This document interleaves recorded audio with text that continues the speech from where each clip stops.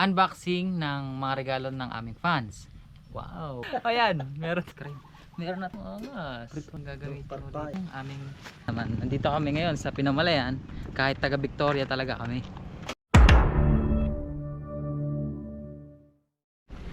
Yon guys, tama-tama pala no, yung pinuntahan natin na birthday yan is malapit dun sa pangalawa naming kubol dito sa Oriental Mindoro.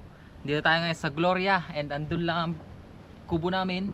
Tapos yung kubo namin na yun is malapit dito sa dagat. Yan guys, dagat na yan. And perfect na perfect po yan sa mga dala namin na pang camping. Kaya tetestingin na agad natin to. Samahan nyo kami. Let's go! Ngayon kasama nyo, ako si Denden. At ito pala si Kuya Christian. And you're watching Ormin Lagalag. Umutot yung aso. So ayan guys, andito na agad tayo sa dagat.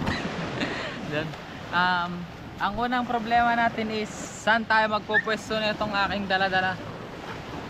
Ito yung aming pang tent. And hanap tayo ng spot. Tara. Saan kaya? Maganda. Pwede doon din, medyo flat. Hindi ni. Doon? Yun o, doon. Hindi ni. Oh. Yun, tama-tama pala guys. So hindi masyadong mahangin. Hindi delikado yung ating tent. Hindi siya dadalhin ng hangin. So wala masyadong tao. Kaya ramdam mong magkakamping ka talaga. Kasi diba yun naman yung purpose ng pagka-camping eh. Yung makalayo ka sa maraming tao at mag-unwind. Mukhang maganda dito yung spot. Ito mas May mga flat alaman yung tayo surface. Tapos yan na ang dagat. Paano ba yan? Papas forward na namin to. Gawa ng mukhang malaki-laki tong tent. Let's do this. Let's do this. Ito yung pang 6 to 12 packs sabi sa Shopee. Pero malalaman pa natin.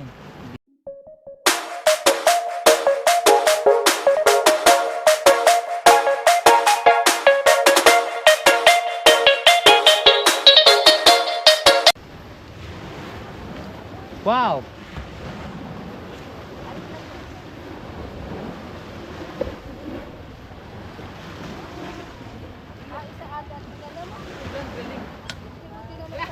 Tumayo na agad.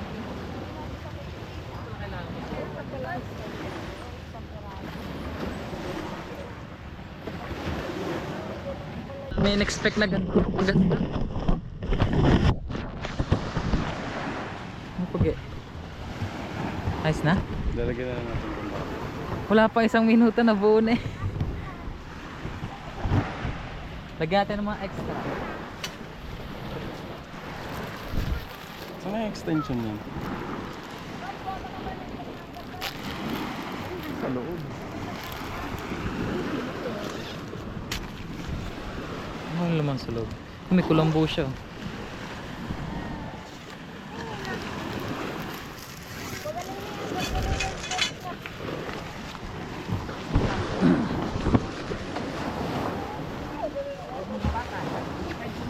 Gusto mo dyan kuya.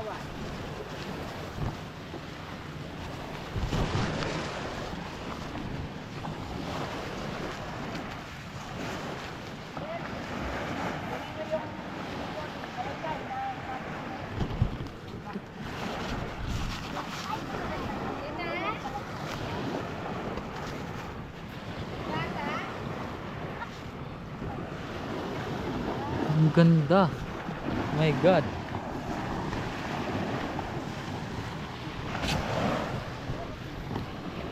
Ano naman sa loob? Ganyan siya sa loob guys oh. Ha. Ayan guys.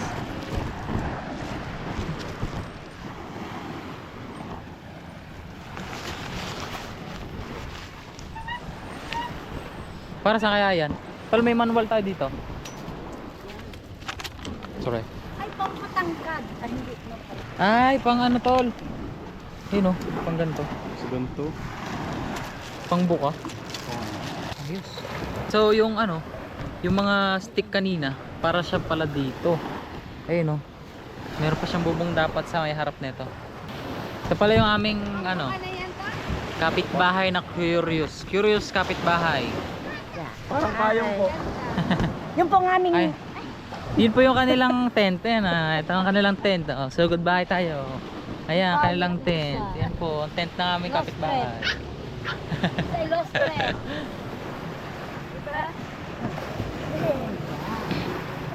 Ay, ate, Hoy, tumabi na kayo sa amin. Tumabi na kayo sa... Tabi nyo na sa amin. Pwede po? Oh, ayos lang po. Kaming kapitbahay niyo? Oh, ayos lang. Okay po, salamat po.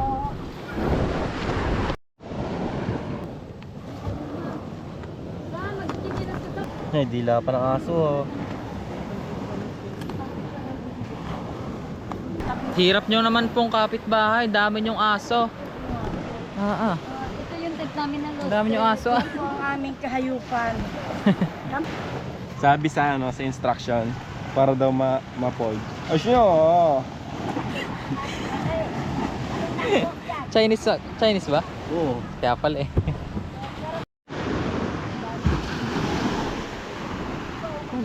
Parang yun yung ibabaon sa lupa. Tapos kaya siya may ganito. Kasi lakakan siya. So ayan guys, ito na yung ating tent. Na binuo namin na siguro kaya namin ng 1 minuto lang. Mabubuo na namin to. Human drone pa. Uy, sama daw. Luto mo ko dun ah. Mayabang lang yung aming tent. Napakaganda. Tapos meron pa kaming aso.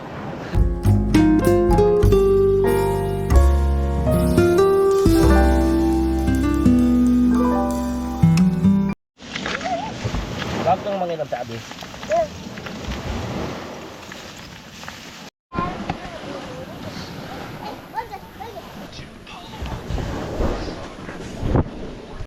So yun guys, ito na.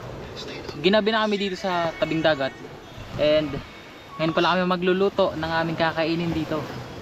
Ayan, kasama nyo ngayon si Kuya Gerald, ang ating magluluto. Meron tayong Don Pilas, tsaka Lagidlid. Ayun, mamaya pakita ko. So guys, ang laman ng ating pink na styrofoam ay meron tayong Lagidlid dyan, tsaka Don Pilas na inasinan. Na isasalang natin dyan. Sakat ko rin ang guling para hindi naman sa gitna lang. Ayun. Yan. Humabol pala yung ating eggplant.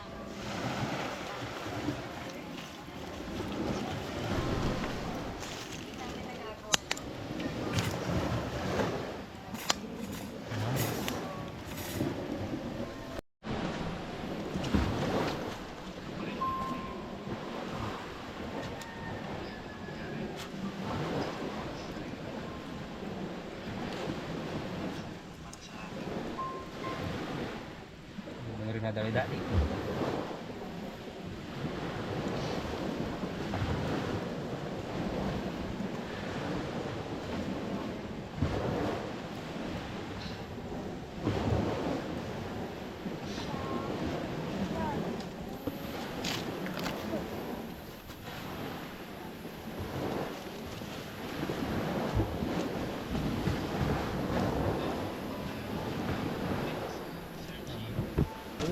Sarap na eh.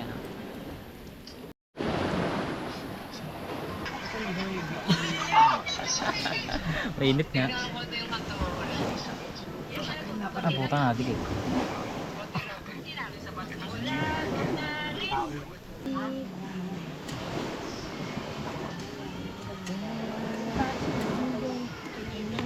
Yan mga idol.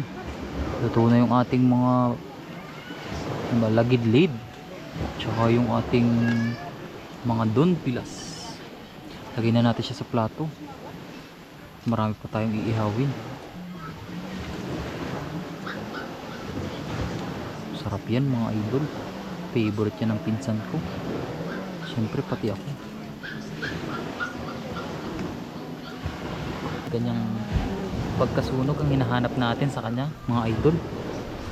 Kain na. Meron tayo ditong inihaw na Lagidlid na hindi ko na natiis at natikman ko na rin.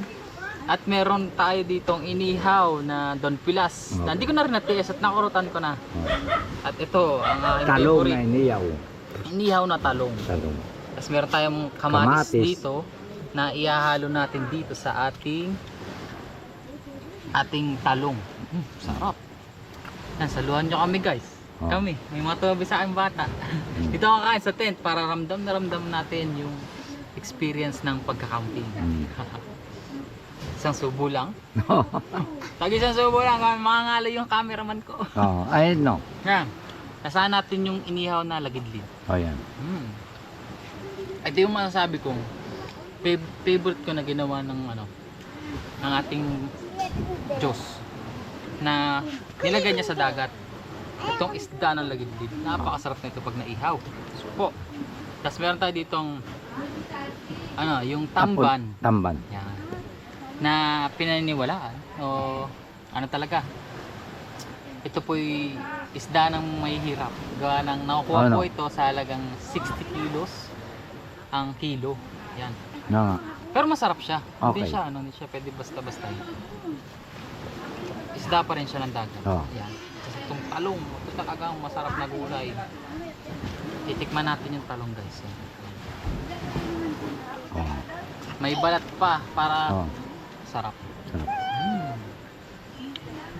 Yung pala, kanina palang ginawa ko. Binudbodan ko ng suka itong mga pagkain ko. Para hindi na ako kukuha ng sausawang. Yan, doon na lahat ng flavor na gusto ko. Yan guys. Kakain lang ako.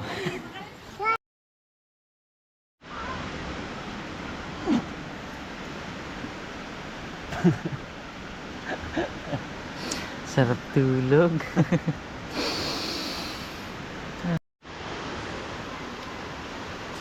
Grabe guys, napakasarap ng tulog namin dito. First time ko yun yung magising dito sa tabi ng dagat. And grabe pong experience. Once in a lifetime.